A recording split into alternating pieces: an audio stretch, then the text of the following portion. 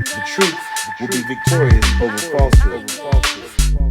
Now, we were told in the prophecy that at the end time, the Dajjal and the Antichrist, the liars, would raise up from amongst our own ranks and also in the world.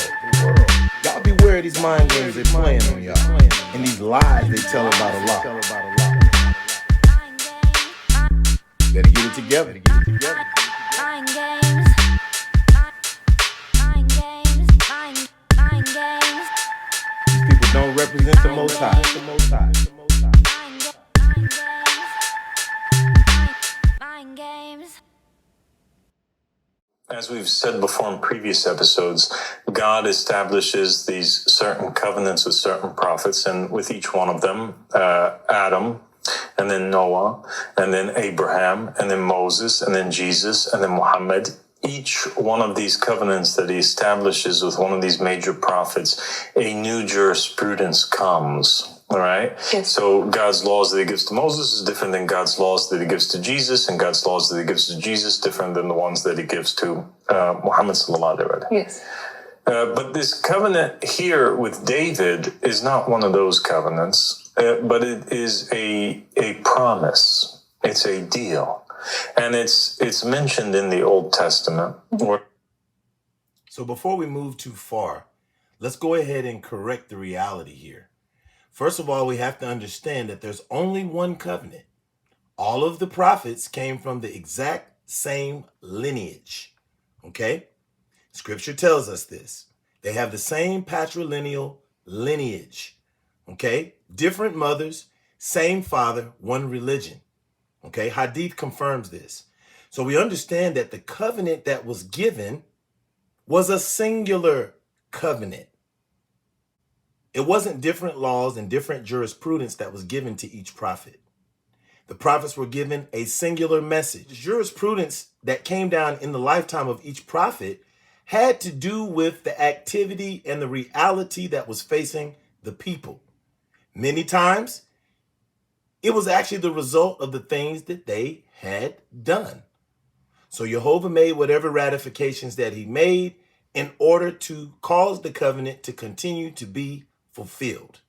This covenant is referred to as a hukot olam in Hebrew, and you'll find that in your Hebrew Bible. The holy holidays, the sacred sacrifices, all of this stuff is a part of the covenant. But the people threw this covenant behind their back, and they did what this brother does. They added stuff to it and came with their own interpretations as they saw fit. And so that rendered us in the place where we are today, confused and lost without the full, true, and proper religion of Yahweh Allah. So let's confirm what we're saying. Sahih al-Bukhari 3443, Muhammad says, Ana awla anasi bi Isa ibn Maryama fi dunya wal akhirati wal anbiya'u ikhwatun li alatin umahatuhum shata wa dinuhum wahidun. And so it was narrated by Abu Huraira. Allah's messenger said, both in this world and the hereafter, I am the nearest of all people to Jesus, the son of Mary. The prophets are paternal brothers. Their mothers are different, but their religion is one. They are the descendants of Abraham, Isaac, and Jacob. And so we see clearly that the Quran will confirm this. وَوَهَبْنَا لَهُ إِسْحَاقَ وَيَعْقُوبَ وَجَعَلْنَا فِي ذُرِّيَّتِهِ النُّبُوَّةَ وَالْكِتَابَ. And so Allah gave Abraham, Isaac, and Jacob. He blessed them, he granted them, and ordained among their progeny what?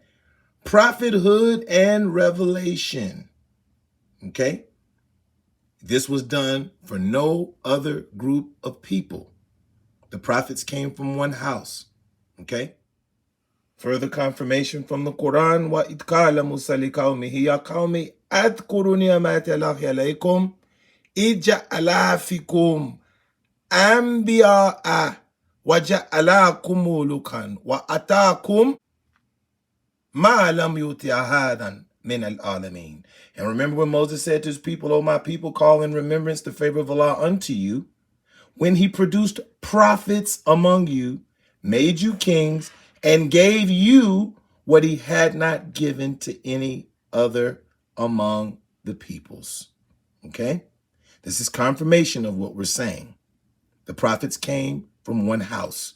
Revelation was given to one group of people, and that's Ahl al-Bayt, Amo Israel. And this is the holy covenant of Yahweh Allah. So once again, we've covered this. But see, this is the truth that the world doesn't want to accept. Okay? The truth is very ugly when you see things clear.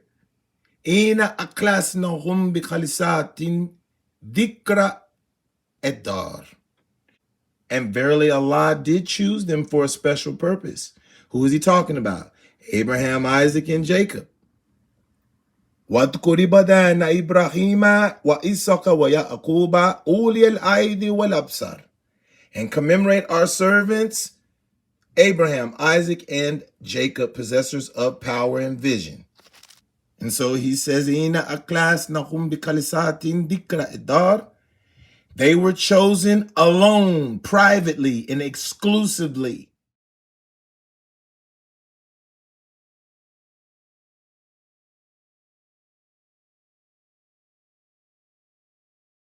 Okay? Them and no one else for proclaiming of the message.